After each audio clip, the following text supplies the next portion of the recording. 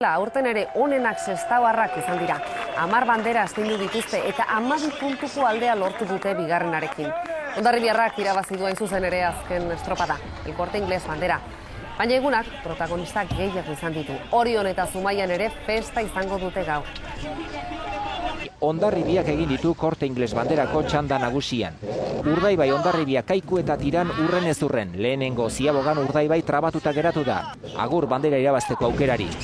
Bigarren Ziabogan Kaiku aurretik sartu da biziegi ordea. Jon Arrokerori joan egin zaio ontzia eta Hondarribiak etekin atera dio. Hirugarren luzean tostaz tosta ibili dira Kaiku, Tiran eta Hondarribia.